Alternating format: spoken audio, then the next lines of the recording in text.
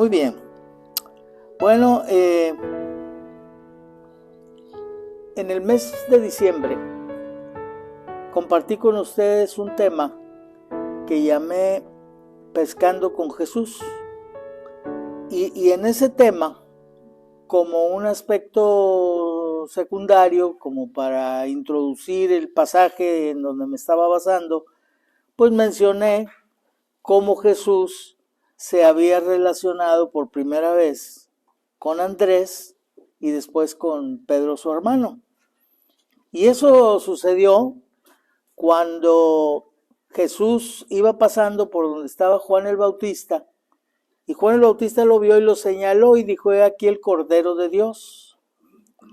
Y Juan, es decir, Andrés y otro discípulo, que no sabemos cómo se llamaba ni quién era, cuando escucharon esto, vieron a Jesús y empezaron a seguirlo. O sea, dejaron ahí a Juan y se fueron siguiendo a Jesús. Cuando Jesús se dio la vuelta y vio que lo seguían, les preguntó: ¿qué buscáis? Y ellos contestaron inmediatamente: Maestro, Rabí, le dijeron, que quiere decir maestro, ¿dónde moras? Y esta pregunta, ¿dónde moras?, es la razón de nuestra charla de hoy, de nuestro tema de hoy. ¿Dónde moras? Porque es una pregunta que nos podemos hacer a nosotros mismos y que podemos hacerles a los demás, a otros creyentes. ¿Dónde moras? ¿Qué había en la mente de Andrés y de su compañero al hacer esta pregunta? ¿Habría algún significado oculto? Se pueden suponer muchas cosas, porque el texto lo único que nos dice es que Jesús hizo una pregunta y ellos le contestaron. O sea, ¿qué buscáis? Como si ellos hubieran dicho, podemos pensar en todas las palabras intermedias. Pues, maestro, queremos darnos cuenta dónde moras. Pues no dijeron eso, nomás dijeron: ¿dónde moras? Jesús no les dijo: a ver, ¿qué es lo que quieren saber? ¿A qué se refieren? No, sino Jesús les dijo: venid y ved. ¿Qué quiere decir? Que Jesús sabía perfectamente bien el alcance de esa pregunta de ellos. Yo no sé si ellos lo sabían. Yo no sé si ellos no entendían el alcance de lo que estaban preguntando, o nada más tenían en su mente ubicar el lugar donde Jesús estaba para después irlo a buscar ahí directamente. No sabemos.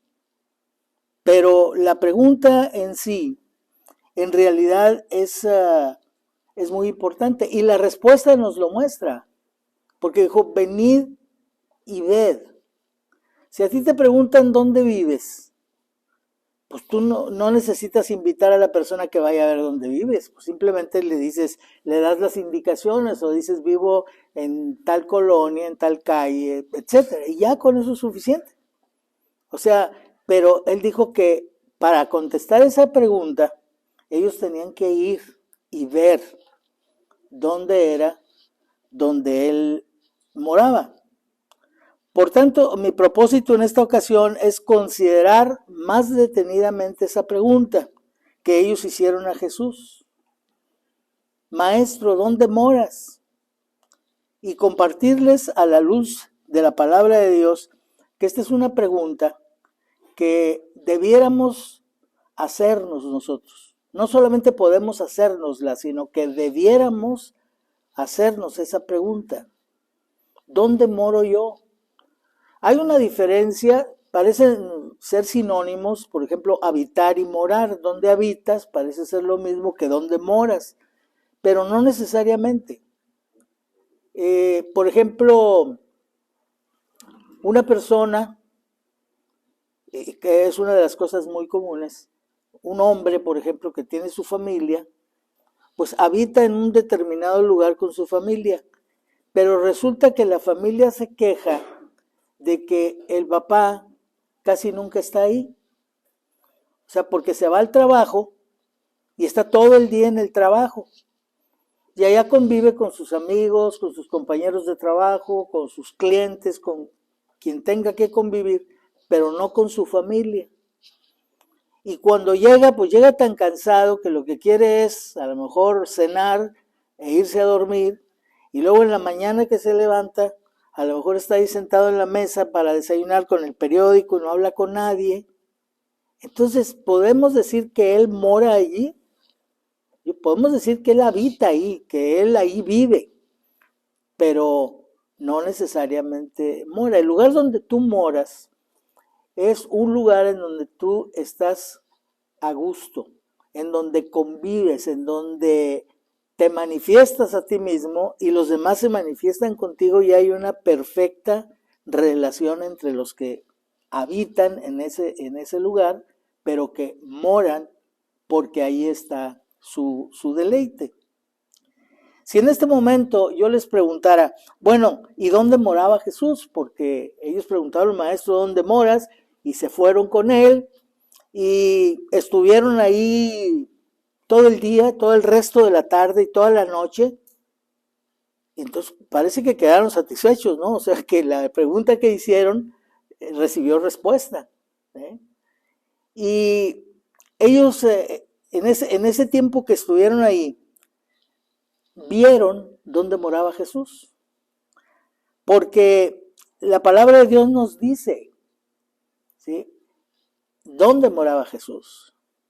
Y nos lo dice no en el pasaje, pero nos lo dice en el Salmo 91:1.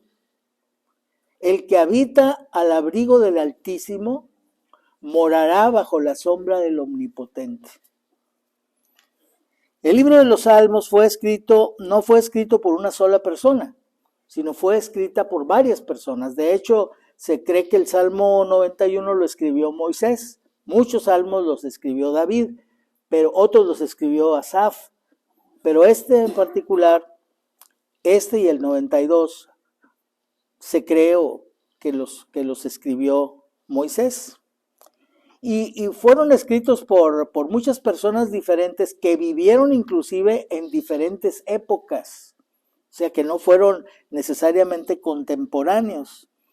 Y entre todos escribieron en un periodo más o menos de entre 500 y 1000 años antes de Jesucristo. Entonces fíjense la importancia que tienen las escrituras, porque hay un tiempo muy grande para que el Antiguo Testamento se haya escrito y luego el Nuevo Testamento viene y confirma todas las cosas que se escribieron en el Antiguo Testamento.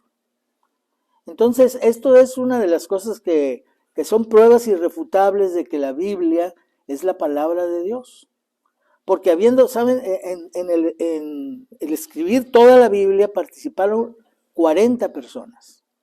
40 personas con diferentes actividades, diferentes profesiones, donde hubo, por ejemplo, médicos como Lucas, pescadores como Pedro, pastores como David, y así.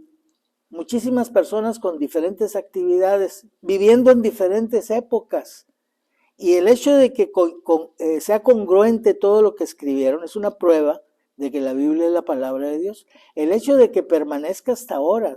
Es increíble la cantidad de millones de Biblias que se han impreso y que hay en el mundo en todos los idiomas. El libro más vendido es la Biblia. No el más leído a lo mejor, pero sí el más vendido.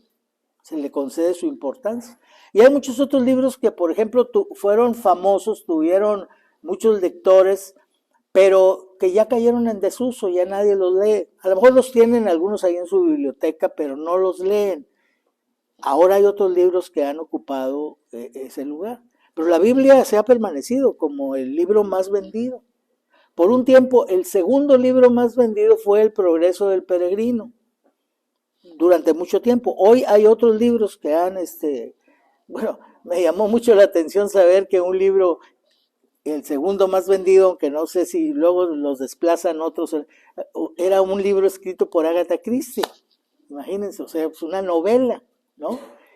Y entonces digo, los salmos pues, son importantes. ¿Por qué? Porque hablan es la revelación de Dios, hablan de cosas que luego se pudieron confirmar en el Nuevo Testamento, muchos años después. Y precisamente este salmo, en donde yo digo que ahí se nos da la respuesta a dónde moraba Jesús, porque el salmo es mesiánico, es decir, el salmo habla del Mesías. Imagínense, 500 o 1000 años antes de que Jesús naciera, este salmo está describiendo dónde iba a morar el Mesías. Eso nos lo muestra el mismo salmo, porque a esa persona que habita al abrigo del Altísimo y mora bajo la sombra del Omnipotente, le hace Dios una promesa que tiene que ver con el lugar donde mora. Le dice en el versículo 11, a sus ángeles mandará acerca de ti que te guarden en todos tus caminos. En las manos te sostendrán para que tu pie no tropiece en piedra. Ahora, si ustedes recuerdan, de que esto es mesiánico y que se refiere a Jesús, lo confirmó el mismo Satanás. Porque cuando tentó a Jesús en el desierto, en una de las tentaciones que le presentó después de que Jesús había ayunado durante 40 días y 40 noches, obviamente la primera tentación que presentó Satanás fue con respecto al alimento. Di que estas piedras se conviertan en pan. Si eres el Hijo de Dios, di que estas piedras se conviertan en pan. Él pensó, ¿dónde lo puedo atacar a Jesús y obtener la victoria? Pues en la parte más débil. Y ahorita está débil físicamente por no haber comido durante 40 días y 40 noches, pues le digo que convierta las piedras en pan y me va a hacer caso, o sea, va a hacer lo que yo le diga. Pero Jesús le dijo, no solo de pan vivirá el hombre, sino de toda palabra que sale de la boca de Dios. Pero entonces Satanás, dice Mateo 4, 5 y 6, dice, el diablo le llevó a la santa ciudad. Y porque acuérdense que Jesús estaba en el desierto, había ayunado 40 días y 40 noches en el desierto. Y lo llevó a la santa ciudad, o sea, a Jerusalén. Y le puso sobre el pináculo del templo, lo subió en la parte más alta del templo. Y le dijo, si eres hijo de Dios, échate abajo. Porque escrito está, a sus ángeles mandará. Esto es el Salmo 91. Satanás lo está citando. ¿Sí?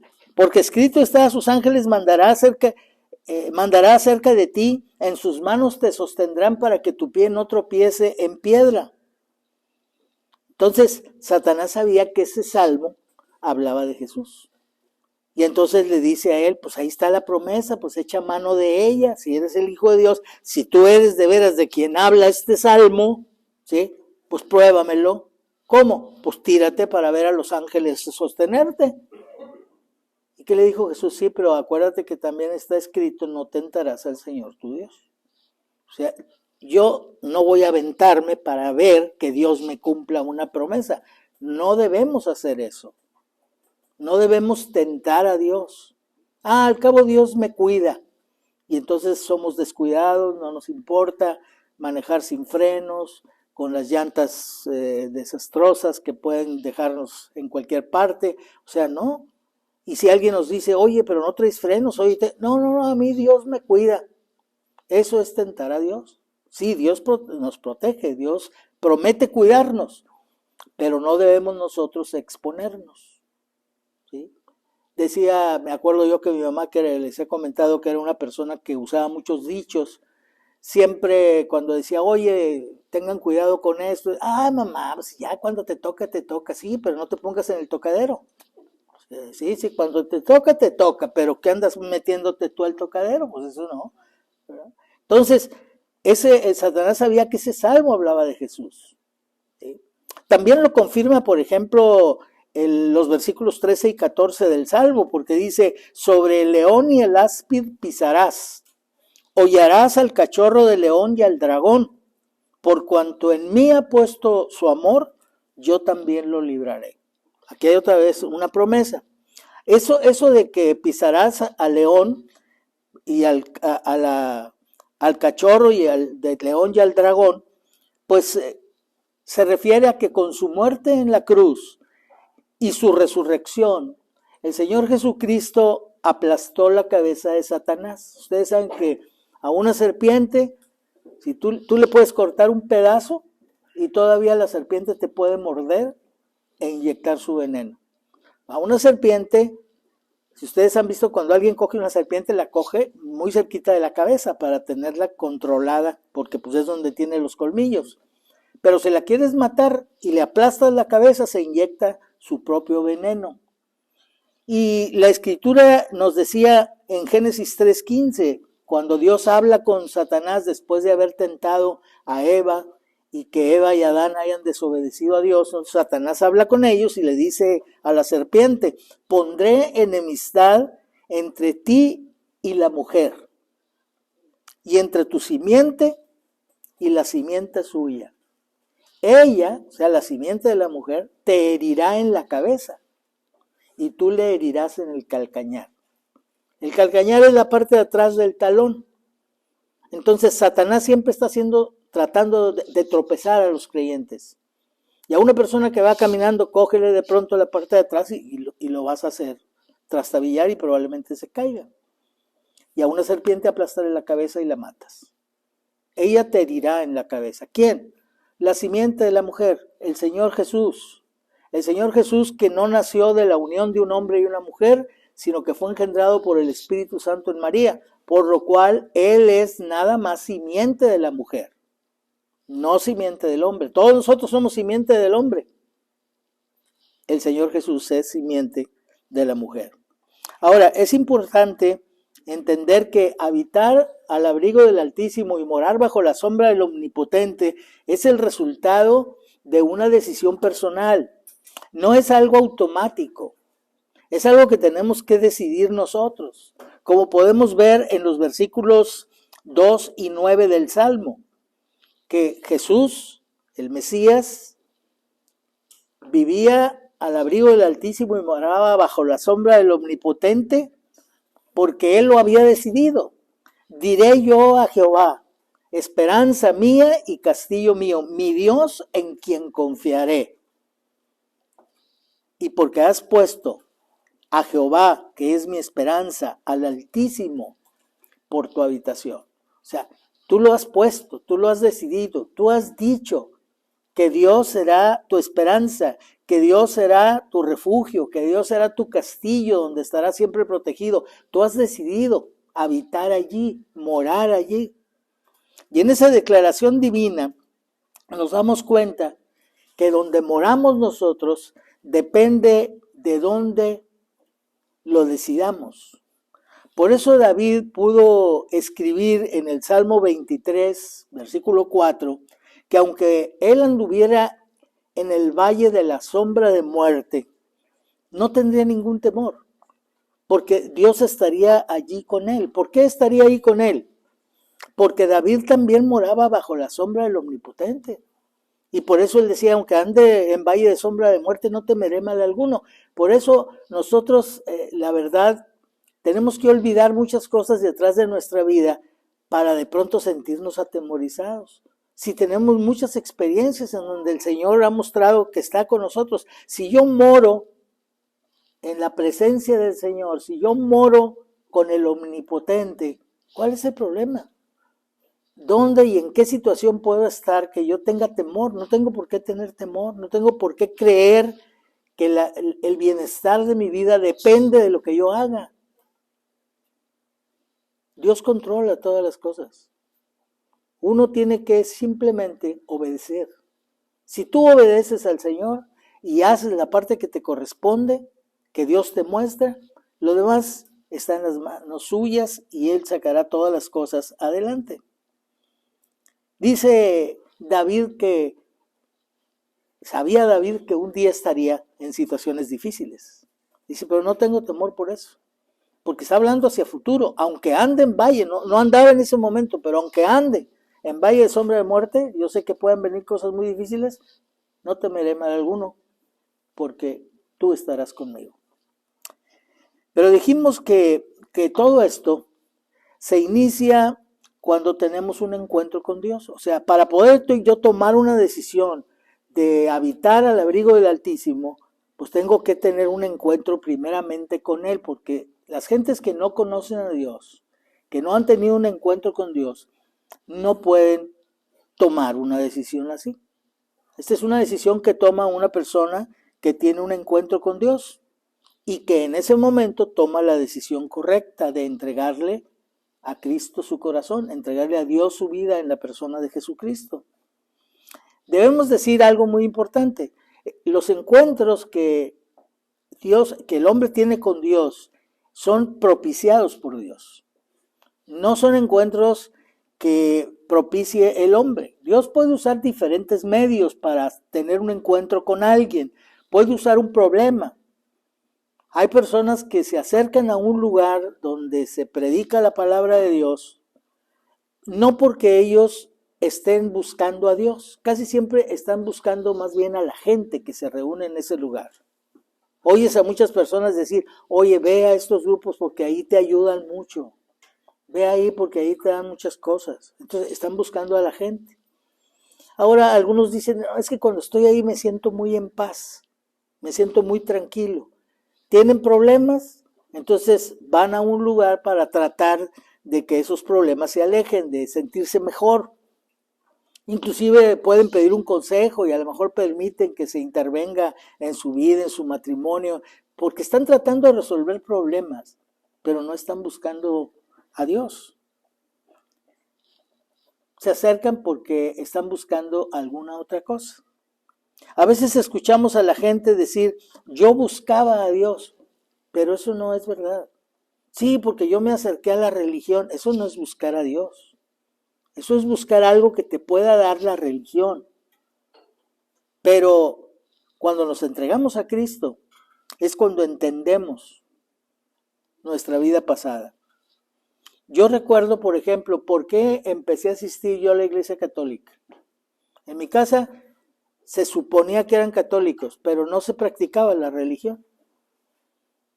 Mi madre tenía ciertas costumbres. Yo la veía que, por ejemplo, en las noches se sentaba en la orilla de la cama y ahí estaba rezando antes de acostarse y cosas de ese tipo, pero no era alguien que fuera al templo. Y ninguno lo hacíamos. Entonces, ¿cómo empecé yo a asistir al templo? Bueno, porque tuve unos compañeros en la escuela primaria, tuve unos compañeros que eran monaguillos. Y entonces me platicaban tantas cosas tan interesantes para un niño, que yo dije, pues yo quiero ir. Entonces cuando yo dije, oye mamá, pues yo quiero ir allá al templo, había un templo a 3 cuadras de mi casa. Ella dijo, pues ve, está bien. Pues ella lo vio como algo bueno y yo empecé a ir. Y luego, pues yo quiero ser monaguillo, pues me preparé para ser monaguillo y ayudaba ahí en la misa y todo eso. Y luego, oye, pues participa en los bautizos porque también ahí los padrinos cuando dan el bolo, pues te dan buena lana y pues ahí voy también a eso. O sea, había otras motivaciones. E inclusive, cuando yo fui al campamento donde conocí a Jesucristo, yo llevaba otras motivaciones. De hecho, las manejé con mi mamá cuando le pedí permiso para ir, cosa que de veras el Señor me movió para que yo fuera, porque mamá siempre tenía trabajo en la casa. Si uno decía, oye mamá, voy a salir, ¿a dónde va? Bueno, es que quiero ver si un amigo mío empezó a trabajar ahí, quiero ver si trabaja. Ah, ¿quiere trabajar? Aquí hay trabajo. Aquí hay mucho que hacer. Pues sí, pues aquí no pagas, ¿verdad? Y bueno, pues así era ella. Pero en esa ocasión le dije, mamá, quiero ir a un campamento que va a organizar la maestra de literatura para quedar bien con ella. Esa era mi motivación. Entonces fui y ahí conocí a Jesucristo. Yo no iba buscando a Jesucristo, no iba buscando a Dios, ¿no? La maestra fue muy honesta con nosotros porque me acuerdo que en la escuela nos dijo, si quieren ir, vayan, y si no, no lo hagan, pero no se sientan como que engañados o que van a la fuerza, porque se les va a hablar de la Biblia y se les va a hablar de Jesús. Está bien. Yo me acuerdo que le dije a otro amigo, no hombre, yo sé muy bien lo que creo, que me digan lo que me digan, no importa. Bueno, entonces yo no fui buscando a Dios, pero conocí ahí al Señor Jesucristo. En la Biblia tenemos una historia que nos muestra cómo sucede esto. Por ejemplo, cómo es Dios el que busca a las personas. Es la historia de Agar. Ustedes recuerdan a Agar, la sierva egipcia de Sara, quien se la entregó a Abraham para que tuviera un hijo con ella y ella recibiera el hijo y entonces fuera como hijo de Sara, porque Sara era estéril. Y de la experiencia de Agar confirmamos que para tener un encuentro con él se requiere que Él lo propicie. Porque tal y como lo escribió el apóstol Pablo en Romanos 3:11, no hay quien busque a Dios. Y estaba citando el Salmo 14:2 y 3, que dice: Jehová miró desde los cielos sobre los hijos de los hombres para ver si había algún entendido que buscara a Dios. Dice, todos se desviaron. A una se han corrompido. No hay quien haga lo bueno, no hay ni siquiera uno. Y la experiencia de Agar muestra la verdad de las palabras de Pablo, porque aunque se encontraba en una situación muy difícil Agar, porque después de que Sara se le entrega a Abraham y Abraham tiene relación con ella y queda ella embarazada, entonces ella empieza a sentirse superior a Sara y a menospreciarla, a su ama. ¿Por qué? A su dueña, pues. ¿Por qué? Porque ella es estéril y yo no. Y entonces Sara, pues, la empieza a hostigar a Agar por esta razón. Y entonces Agar huye, se encuentra en problemas. Está Sara hostigándola, la está agobiando. Y entonces Agar huye.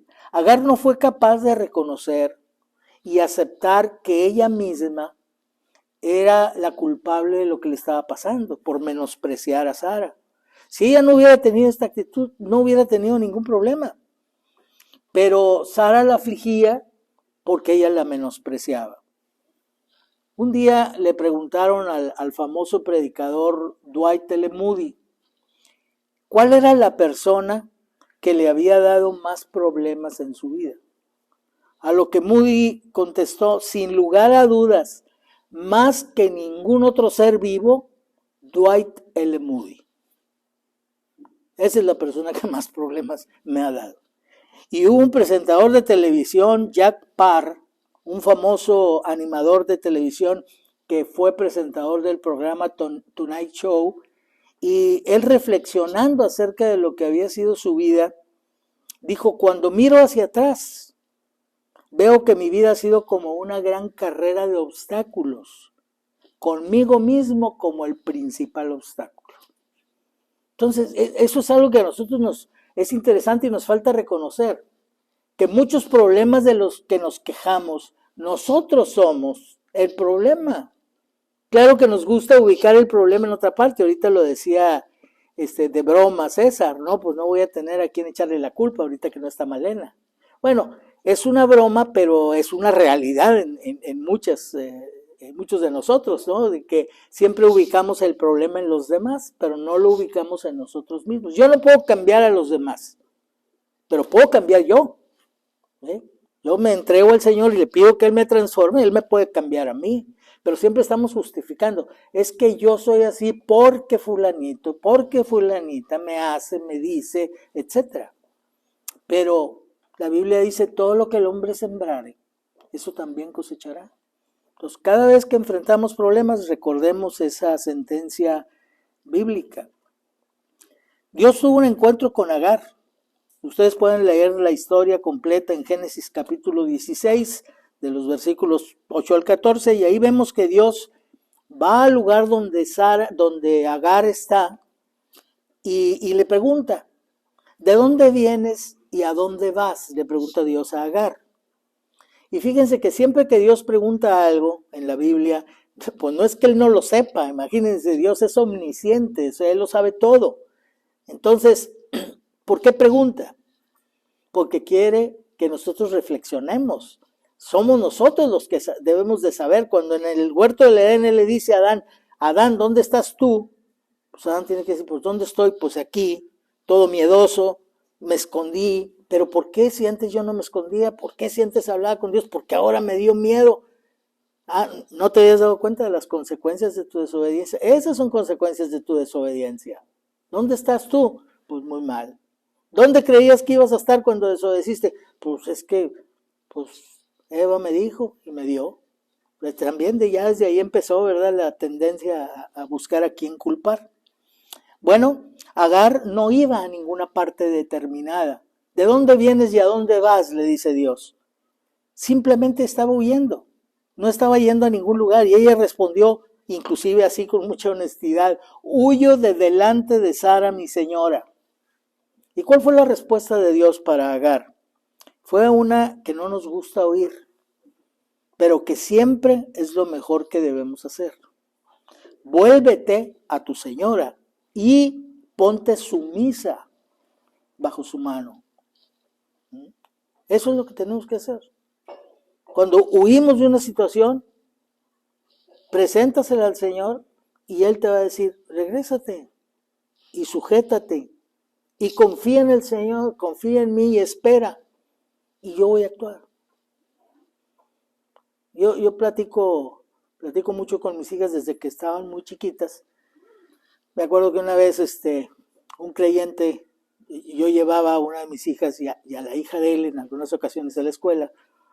Y entonces, cuando yo platicaba con él, le decía, mira, es que las niñas, oye, ¿por qué sabes tantas cosas de ellas? Pues porque yo voy platicando con ellas cuando las llevo, no voy nada más manejando, voy platicando con ellas y les pregunto y pongo atención y todo esto. Y él no, él cuando le tocaba a él llevarlas, él iba pensando en el trabajo. Ahorita las dejo y me voy a la oficina y hago esto, ni las pelaba, ¿sí? Entonces no sabía de ellas. Pero yo platico con ellas, sé de sus trabajos, sé de las cosas que ellos enfrentan en sus trabajos, etc. Y tienen muchas experiencias de ese tipo, del tipo de quédate ahí y espérate, y Dios va a actuar. Y siempre una cosa que yo muchas veces he comentado con una de ellas es, no te preocupes, un día se le va a ir el sueño a alguien. ¿Sí? Y sabe ya cuál es la referencia, ¿no? Cómo se le fue la referencia, el sueño al rey, y entonces empezó a leer las crónicas y se dio cuenta que había un hombre que se llamaba Mardoqueo, pues que lo había librado de la muerte. Y dijo, oye, ¿y este hombre qué le dieron de premio? ¿Qué se hizo con él? No, pues no, nada. No, pues hay que honrarlo, ¿sí? Y entonces mandó que lo subieran en su caballo real, le pusieran su ropa, y que lo pasearan y que todos lo reverenciaran.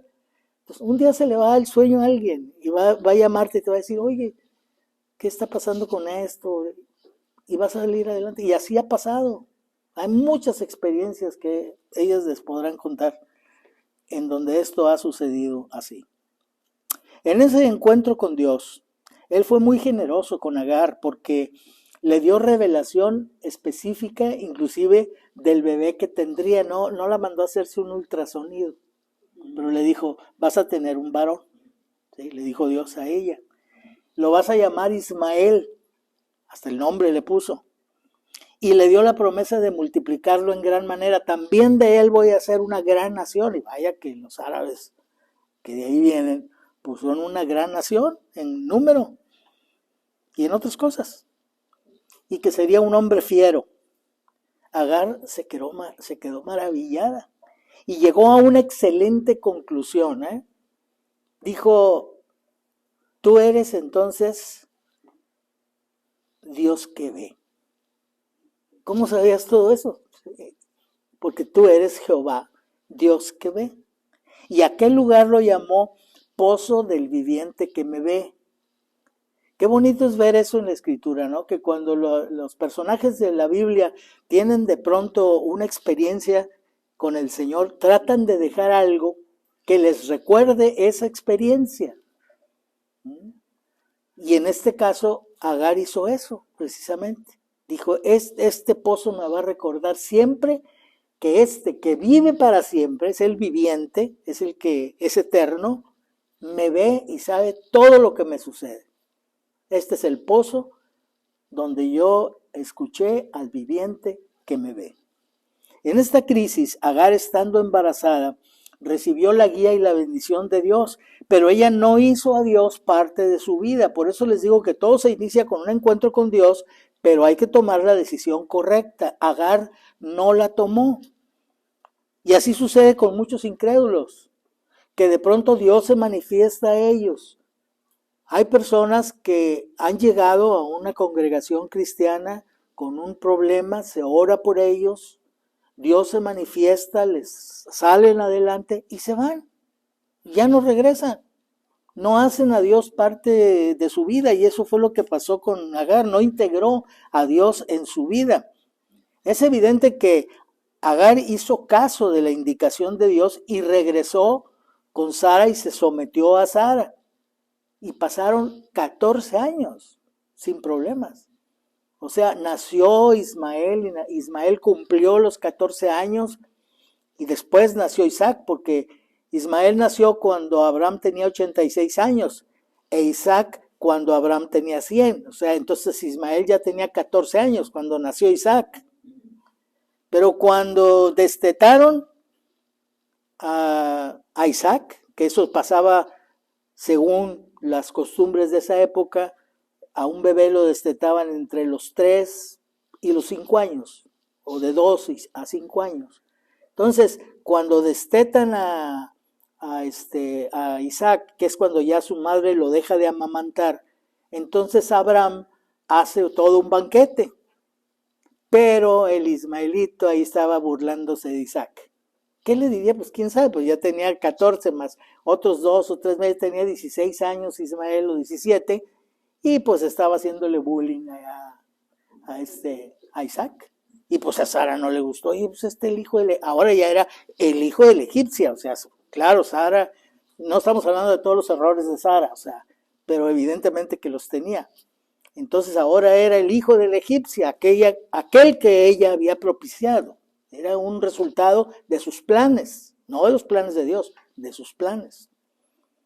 Entonces dice Génesis 2:19, Génesis 21:9, que Sara vio que el hijo de Agar, la egipcia, o sea Ismael, se burlaba de su hijo Isaac.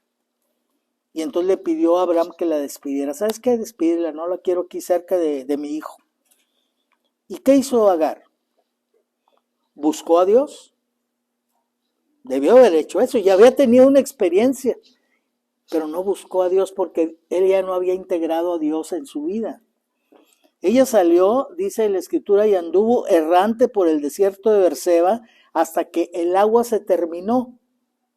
O sea que no entiendo la mente de Abraham, tendría uno que vivir en ese tiempo para, imagínate, le dice, ¿sabes qué? Que te vaya bien, ten un odre de agua y bye, pues ¿cómo? ¿A dónde la mandó? Pues quién sabe, yo no sé si con un odre podría haber llegado a alguna ciudad por ahí, no tengo ni idea, pero pues no llegó, andaba ahí en el desierto de Berseba, errante es para allá y para acá, no tenía un destino, y se le terminó el agua. Y entonces, ¿qué hizo? Dejó a Ismael abajo de un arbusto, ahí una sombrita, me imagino, y se retiró ella para verlo morir, para no estar tan cerquita y sufrirlo tanto. Dijo, pues ya de lejecitos ahí de perdido lo veo. Sin embargo, Dios en su misericordia, porque Dios es misericordioso, lento para la ira y grande en misericordia, Él volvió a intervenir, escuchando el llanto de Ismael. Cuando escuchó el grito, la angustia de Ismael, Dios intervino y proveyó el agua que necesitaba Ismael para no morir. Pero no obstante su experiencia, no obstante esta experiencia que debió haber impactado ya no nada más a Sara, sino también a Ismael. Pero dice Génesis 21, 20 y 21, y Dios estaba con el muchacho. No nos engañemos. Una cosa es que el Dios omnipresente, el Dios que está al pendiente de todo, estuviera con el muchacho, y otra cosa es que él hubiera hecho a Dios parte de su vida en base a esa experiencia. Así es que Ismael creció y habitó ¿dónde? En el desierto. Y fue tirador de arco y habitó en el desierto de Parán, y su madre le tomó por mujer de la tierra de Egipto. Entonces, pues más o menos ahí no se podía esperar otra cosa. O sea, Ismael tenía la influencia de su mamá. ¿Qué hacía su mamá cuando tenía problemas? Se iba al desierto. Y allá en el desierto ahí esperaba morirse. Pues sí, él dijo, pues aquí en el desierto lo hacemos. Y ahí vivía él en el desierto. Esto sucede en el momento en que tenemos un encuentro con Dios. O lo hacemos parte de nuestra vida o nos pasa desapercibido. Si lo hacemos parte de nuestra vida, Él nunca nos va a dejar. Él siempre va a estar al pendiente de nosotros. Acuérdense, Él es el Dios que ve, el viviente que me ve. Y cuando tomamos la resolución correcta, la decisión correcta, en el momento que nos arrepentimos de nuestros pecados, cuando tenemos ese encuentro con Dios, porque es Él el que nos está buscando, es el que propicia el encuentro, entonces recibimos a Cristo como nuestro Salvador y Señor, y a partir de ese momento nos convertimos nosotros en la habitación de Dios, del Espíritu Santo. Dice 1 Corintios 7:19, ¿o ignoráis que vuestro cuerpo es templo del Espíritu Santo, el cual está en vosotros, el cual tenéis de Dios, y que no sois vuestros? Ahora, si en ese encuentro con Dios decides habitar tú ahora, una cosa es que Él habita en ti, ¿sí? Ahora, ¿tú vas a habitar al abrigo del Altísimo? Fíjate una cosa muy importante, porque el hecho de que el Señor habite en ti, no quiere decir que Él va a estar contigo de una manera directriz en tu vida, directiva en tu vida, donde quiera que tú estés. Tú tienes que, si tú moras en Él, si tú habitas en Él, Él habita en ti, si tú moras y habitas en Él, tú vas a estar en todo lugar donde tú puedas estar seguro de que Él te acompaña voluntariamente, no en contra de su voluntad, sino voluntariamente. ¿Cómo es en contra de su voluntad? Bueno, si tú tienes a Cristo en tu corazón, en donde quiera que tú estés, que sea desagradable a Dios, tú estás llevando ahí al Señor Jesucristo. Y Él está ahí porque no te deja, no sale de tu corazón, pero está en contra de su voluntad. Él no quiere estar ahí. Él dice, sed santos, porque yo soy santo. Vive de una manera que tú puedas estar seguro o segura de que Él va a estar contigo donde quiera que tú estés. De una manera directiva. Su voluntad, cuando menos la podemos distinguir en dos tipos de voluntad. La voluntad directiva de Dios y la voluntad permisiva. La voluntad directiva es donde Él quiere que tú estés y lo que Él quiere que tú hagas. La voluntad permisiva es cuando Él te deja a ti hacer lo que tú quieras. ¿Qué diferencia hay entre las dos? Cuando tú estás en la voluntad directiva de Dios, Él lleva las consecuencias. Cuando tú estás en la voluntad permisiva de Dios, tú las llevas. ¿Sí? ¿Sí está bien? ¿Tú quieres hacer eso? ¿Ok? Estás añorando la carne de Egipto y ya estás cansado del maná. Te voy a dar carne hasta que se te salga por las orejas. ¿Sí? Pero muerte va a venir con eso. Entonces, Dios quiere que nosotros vivamos en su voluntad directiva, no en su voluntad permisiva. Entonces, la vida cristiana empieza cuando tenemos un encuentro con Él y lo hacemos a Él habitar en nuestro corazón por medio de la fe y el arrepentimiento de nuestros pecados, pidiéndole a Cristo que entre en el corazón. Y fíjense, algo que me llama mucho la atención es lo que dice Apocalipsis 3:20. Porque dice, yo estoy a la puerta y llamo. Si alguno oye mi voz y abre la puerta, entraré a él y cenaré con él y él conmigo. Y eso es lo que me llama la atención. La parte donde dice, entraré a él y cenaré con él y él conmigo. Porque esto me habla de algo muy íntimo. Yo creo que nosotros no invitamos a cualquier persona a cenar a nuestra casa. Es más fácil que lleguemos a invitar a alguien a desayunar o a comer. No sé por qué, pero la cena es mucho más íntimo. Yo no sé si porque ya está cerca el momento de irnos a dormir, no sé si es la noche, no sé qué es, pero es un momento más íntimo. Y es interesante que el Señor haya escogido la cena para referirse a algo muy importante que sucede cuando haces al Altísimo tu habitación. Se establece entre tú y Él una comunión muy estrecha, ilustrada con la cena. Porque en la mesa, cuando te sientas a cenar, se comparten muchas cosas, ¿sí? Por ejemplo, pásame las tortillas, ¿no? Pásame la sal. ¿Quieres un poquito más? ¿Sí? ¿Quieres probar de lo mío? O sea, hay cosas que se comparten en la mesa. Y creo que Esto es precisamente lo que él quiere decirnos cuando dice cenaré con él y él conmigo, porque va muy de acuerdo con lo que dice 1 Corintios 1:9. Dice, fiel es Dios por el cual fuisteis llamados a la comunión con su Hijo Jesucristo nuestro Señor. ¿Saben lo que significa la palabra comunión? Comunión significa participación en lo común, trato familiar, comunicación de unas personas con otras. Eso es comunión. Por eso decía hace rato, una persona que va a su casa después de estar todo el día en el trabajo y llega nada más a comer y a dormir, pues ¿dónde tiene comunión con la familia? Entonces, Dios dice, yo quiero tener comunión contigo, yo entro a tu corazón para cenar contigo y tú conmigo, o sea, para tener compañerismo, para compartir cosas tú y yo que vamos a tener en común. Pues eso mismo debe haber en la familia. Cuando tú moras realmente en tu casa, pues compartes muchas cosas con tu familia. Compartes también conversaciones. Y esto es muy importante, porque las conversaciones, acuérdense, dice la Escritura, las malas conversaciones corrompen las buenas costumbres.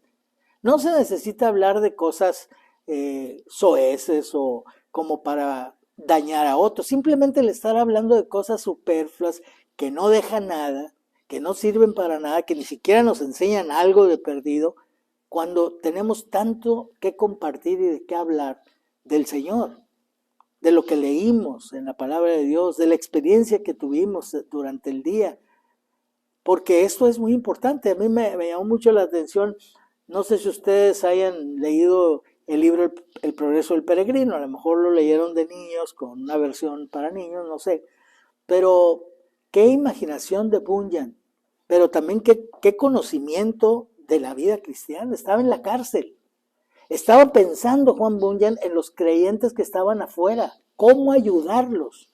Y entonces empezó a escribir el libro, y él mismo lo dice en el prólogo de su libro, que él no pretendía escribir ese libro. Pero eso fue lo que salió, y dice, algunos lo critican y dicen que cómo es posible, que son puras cosas ficticias, y otros dicen que es un gran libro. Dice, bueno, pues yo decidí imprimirlo, y pues ahí algo va a salir bueno para unos y para otros. Y fíjense, el libro más vendido después de la Biblia durante muchos años. Pero sí me llama mucho la atención, por ejemplo, un pasaje donde Cristiano va acompañado de Esperanza. Y van y llegan a un lugar donde de pronto Esperanza dice, oye, ¿sabes qué? Estoy muy cansado, tengo mucho sueño. Vamos a dormir un rato. Y dice, Cristiano le dice, espérate, ¿no? ¿Qué tal si nos dormimos y ya no despertamos? Porque habían llegado a una ciudad que ya les habían advertido que producía sueño en los viajeros. Entonces dice Cristiano, ¿qué tal si nos dormimos y ya no despertamos? Entonces Esperanza dice, oye, pues sí, sí es cierto. No, mejor vamos a seguirle. ¿Y sabes qué? Vamos a armar un buen discurso. Y se refiere a la conversación, porque acuérdense que está escrito en un lenguaje de la época, allá de aquella época donde lo escribió Juan Bunyan, pues tiene una forma de expresar que nosotros sí la podemos entender, pero no estamos acostumbrados. Y entonces, por eso dice, cuando le dice, vamos a preparar un buen discurso, pues si no había público, ni iban a hablar ahí con nadie, se refiere a la conversación. Y entonces empieza Cristiano, oye, ¿cómo fue Esperanza que tú? Pues lo que pasa, y empieza, haz de cuenta, a contarle su testimonio de cómo él está en ese mismo camino hacia la ciudad celestial. Entonces, esa plática, esto es compañerismo cristiano.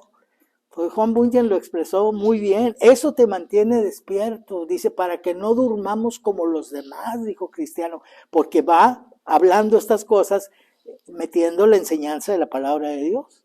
Entonces, para no dormir como los demás, pues vamos a mantenernos hablando, pero de cosas que edifican. Eso es importante. Yo les recomiendo, si no lo han leído, lean ese libro, El Progreso del Peregrino. Les va a ser de mucha bendición. Van a ver muchas escenas de su propia vida y de la vida de otros que ustedes conocen. Entonces, la decisión de habitar al abrigo del Altísimo debe conducirte a morar bajo la sombra del Omnipotente. Morar nos habla de ese lugar, no solamente donde habitamos, decíamos, de manera permanente, sino donde tenemos reposo, donde disfrutamos la compañía y conversamos de las cosas que no se ven. Ya se dijo hace rato que las cosas que se ven son temporales, ¿no? Pero las que no se ven son eternas. ¿Quién mora a la sombra del Todopoderoso? De Jehová el Shaddai, que es lo que significa. El Shaddai es el Dios omnipotente. Dice, el que habita al abrigo del Altísimo no temerá el terror nocturno. Fíjense qué vida, ¿por qué andamos temerosos? ¿Por qué traemos tantos estrés y tantos problemas? No tendrá no temerá el terror nocturno, ni saeta que vuele de día. Bueno, hoy no estamos en el peligro de que alguien nos lance una flecha y nos mate, pero pues bueno, dardos de fuego del diablo constantemente a través de compañeros de trabajo, a través de familiares que no son cristianos, abundan, pero no tendrás temor de saeta que vuele de día, ni de pestilencia que ande en oscuridad, ni mortandad que en medio del día destruya. Un creyente morando a la sombra del Omnipotente va a orar y va a recibir respuestas de parte de Dios, eso lo dice el Salmo. Circunstancias agobiantes de su vida lo van a llevar al Señor, lo van a llevar a que Él ore. Él va a estar siempre en comunión con su Señor y una vez más experimentará que la salvación es de Jehová. Jonás tuvo que estar 3 días y 3 noches en el vientre del gran pez, quemado por los jugos gástricos del animal. Imagínense, ¿por qué creen que le molestaba tanto el sol cuando ya fue a Nínive? Pues si traía toda la piel quemada de los 3 días que se aventó ahí nadando entre los jugos gástricos y luego le pega el sol, pues claro que estaba muy molesto, ¿verdad? Pero tuvo que pasar 3 días ahí. Y luego la experiencia de que el pez lo vomitara, dicen, Jonás era tan mal cristiano que ni el pez lo aguantó adentro. Entonces el pez dijo, vámonos, ¿verdad? No, era un pez muy obediente, fíjense, más obediente que nosotros. Porque cuando Jonás estaba en medio de la tormenta, Dios y pidió que lo arrojaran al mar en un instante de reconocimiento y de misericordia hacia los demás. Pues el problema soy yo, tírenme. ¿Saben qué? Yo me acordaba mucho de Jonás cuando cruzaba a Estados Unidos en la línea, porque a veces no se mueve, y esta se está moviendo un montón, y en la primera oportunidad le comía el mandado al que estaba ya distraído y me metía, y luego se empezaba a mover la mía. Decía, no, pues Jonás soy yo. Entonces, pues se detiene a donde yo me voy, pues yo soy Jonás. Y Jonás dijo, tírenme al mar y verán que el mar se aquieta, porque esto es porque yo estoy huyendo de Dios. Fue un momento de reconocer que el problema era él. Y claro, los marineros primero se rehusaban, tenían más amor ellos por la vida de sus semejantes que el que Jonás había tenido por los habitantes de Nínive. Y entonces, pero finalmente no había de otra. Lo arrojaron al mar, el mar se aquietó y ahí estaba el pez listo. Dios le dijo, échatelo. ¡Bum! Se lo comió. Y 3 días y 3 noches, no antes, no solamente porque era un símbolo de la resurrección de Cristo, no solo por eso, sino porque esos 3 días y 3 noches sirvieron para que él recapacitara dentro del vientre del gran pez y dijo, debía haber cumplido mi palabra, Señor, te fallé, perdóname, pero ahora sí que si puedo salir de aquí, te voy a cumplir mis juramentos, o sea, lo que yo me comprometí contigo. Y una vez que Dios vio que su trabajo ya había dado el resultado necesario, le dijo el pez, vomítalo. Ya, gracias, dijo el pez, y boom, lo vomitó, ¿verdad? Entonces, fíjense qué importante es esto, porque nosotros deberíamos aplicarlo a nosotros. ¿Qué tiene que pasar contigo? ¿Qué tiene que suceder? No te va a tragar un gran pez. Algo puede suceder que te haga pensar y decir, el problema soy yo estoy mal, Señor, perdóname, dame la oportunidad de rectificar. Y entonces Dios va a ordenar que esa situación que te tiene atrapado te vomite. Y entonces tú puedas decir como Jonás, la salvación es de Jehová. O sea, definitivamente, no puedo encontrarla en otra parte. Y así lo dice el salmista en el versículo 15 del Salmo 91. Dice, me invocará y yo le responderé. Con él estaré yo en la angustia. Lo libraré y él me glorificará. Lo saciaré de larga vida y le mostraré mi salvación. Esto pasó con Jesús, precisamente. Que el encuentro con Dios no sea pasajero, que no solo quede allí como una experiencia pasada, sino que marque el inicio de una vida nueva, de una vida completa, entregada al Señor, haciéndolo tu habitación y tu morada. Isaac también tuvo un encuentro con Dios, fíjense, pero en Isaac sí produjo un impacto muy fuerte. Probablemente haya sido traumatizante la experiencia no sé si haya sido traumatizante la de Ismael, que estaba ya casi muriéndose allá abajo del arbusto y vivió, pero la de Isaac debe haber sido traumatizante. ¿Se imaginan ir con su padre para ofrecer un holocausto? Vamos, hijo, a la montaña, vamos a ofrecer un holocausto. Un holocausto es un sacrificio del todo quemado. Por eso pues llevaban fuego, llevaban leña, llevaban un cuchillo. Y al darse cuenta que llevaban todo esto, pero no llevaban el animal para el holocausto, entonces Isaac le pregunta a Abraham, a su padre, aquí traemos todo, papá, pero ¿y el cordero? ¿Dónde está? Y entonces las palabras de Abraham a su hijo son preciosas, le transmiten confianza a Isaac y le libran de sus temores, porque le dicen, Dios se va a proveer de cordero. Fíjense, Dios se va a proveer, Él, porque el sacrificio es para Él. Entonces, Él se va a proveer.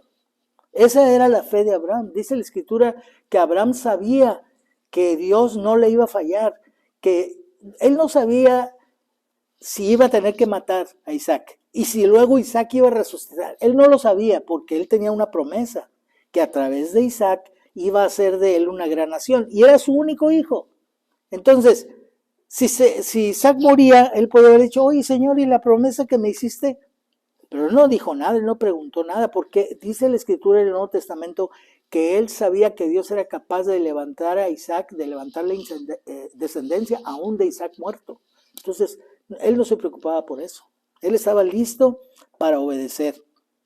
Y entonces, con esa certeza, en Génesis 22:8 le dice a su hijo, Dios se proveerá de cordero para el holocausto, hijo mío. Y cuando llegaron al lugar que Dios había indicado previamente, le había dicho a Abraham dónde iba a realizar el holocausto, Abraham hizo un altar, puso la leña sobre el altar, luego amarró a Isaac. Isaac dijo, ¿qué onda? Pues ¿por qué me estará amarrando papá? ¿O creen que pensó eso? ¿O que dijo, ándale? Ahí le cayó el 20. Yo no sé si fue ahí o fue cuando le levantó y lo puso sobre el altar, no sé en qué momento. Y si ahí no le había caído cuando levantó el cuchillo para degollarlo, yo creo que ahí ya no tuvo ninguna duda. Entonces, ¿creen que esa experiencia fue para Isaac ligera? Fue traumatizante para él. Pero sin embargo, tanto él como Isaac, tanto él como su papá Abraham, cuando Abraham levantó el cuchillo para degollarlo, se escuchó la voz del ángel de Jehová. Dice Génesis 22, 11 al 13b. Entonces el ángel de Jehová le dio voces desde el cielo y le dijo, Abraham, Abraham. Y él respondió, heme aquí. Y él dijo, no extiendas tu mano sobre el muchacho. Aguas, fíjense qué importante ser obediente, rápido. Porque se imaginan que, Abraham, mande.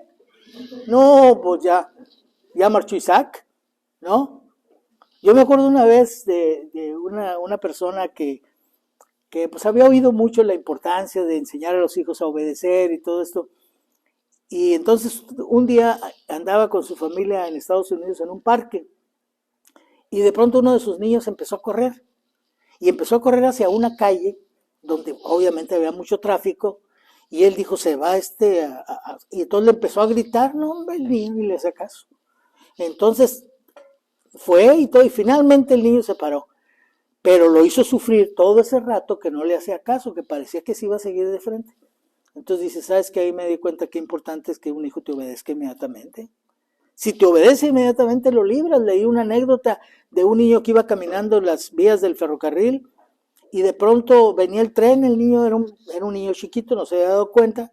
El papá le ordenó que se acostara en los durmientes del tren, el niño se acostó, el tren pasó y no le pasó nada. Entonces, La obediencia inmediata es muy importante. Abraham fue muy obediente. Iba ya a degollar a su hijo, pero Dios le habló y le dijo, no le hagas nada al muchacho porque yo conozco que temes a Dios por cuanto no me rehusaste tu hijo, tu único. Entonces alzó Abraham sus ojos y miró, y he aquí a espaldas un carnero trabado en un zarzal por sus cuernos. Y fue Abraham y tomó al carnero y lo ofreció en holocausto en lugar de su hijo. ¿No? Imagínense, Isaac dice, híjole, imagínenselo platicando con sus amigos, no hombre, ya estaba, yo dije, ya, aquí ya marché, y no, y papá levantó el cuchito, y hoy, pero oímos la voz de Dios, y mira lo que Dios hizo, o sea, el impacto debe haber sido tremendo. Este fue el encuentro, yo creo, personal de Isaac con Dios. No puedo creer que Isaac haya tenido otra experiencia más grande que esta. Más grande que esta no puede haber. Pero no quedó en él solo como una experiencia del pasado, como sucedió con Agar, sino que fíjense en lo que dice Génesis 25:11. Y sucedió después de muerto Abraham, que Dios bendijo a Isaac, su hijo, y habitó Isaac junto al pozo del viviente que me ve. Fíjense qué precioso. ¿Dónde vivió? ¿Dónde habitó Isaac? Hizo su habitación al Señor. Por eso, simbólicamente, vivió él ahí, en el pozo del viviente que me ve. Y sin duda el ejemplo de su padre influenció en él para bien, como el ejemplo de Agar influenció en Ismael para mal. Pues al igual que Isaac vivió en el desierto, a donde huía siempre de su mamá, pues Isaac moraba bajo la sombra del Shaddai, del Omnipotente, y toda su vida era vivida en comunión con él. Toda su vida estaba impregnada de la presencia de aquel quien moraba, en quien él moraba. Y lo vemos cuando el siervo de Abraham, ¿se acuerdan que Abraham mandó a un siervo suyo a conseguir esposa para Isaac? Y después de hacer todos los trámites, ya venía el siervo con Rebeca.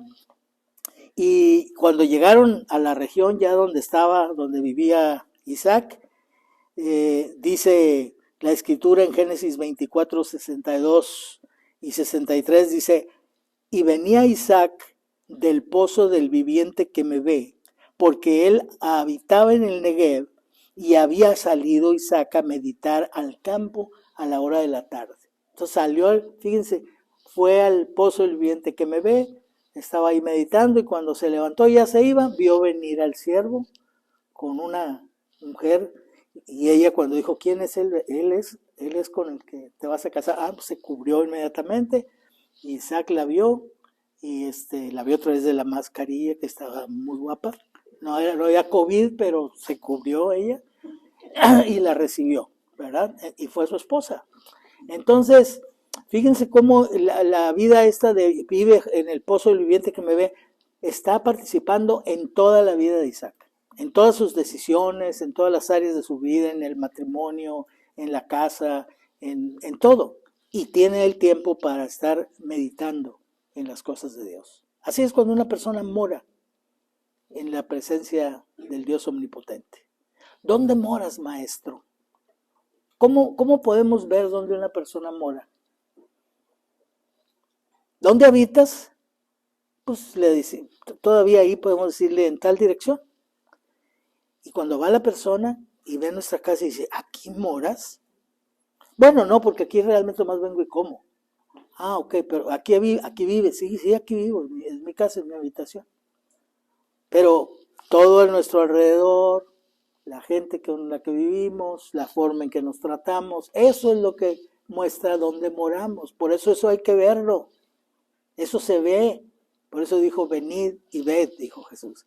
Y oye, después de pasar toda la tarde con Jesús y toda la noche, no tenía ninguna duda de dónde moraba Jesús. ¿Sí? No tiene que decirnos la escritura qué hablaron. No pudieron hablar más que cosas que llenaron el corazón de aquellos discípulos, que en ese momento todavía eran discípulos de Juan y que después fueron discípulos de Jesús. ¿Dónde moras tú? La pregunta es válida para nosotros. Yo soy cristiano, sí. Cristo mora en ti. ¿Y tú moras en Dios? ¿Tú moras a la sombra del Altísimo, del Todopoderoso? Esa es una decisión nuestra. Y ten la seguridad de que si tomamos esa decisión, no va a haber nada que nos pueda agobiar, no va a haber nada que nos pueda preocupar. Él va a estar siempre con nosotros. Y yo espero que así sea con cada uno de nosotros. Que Dios los bendiga.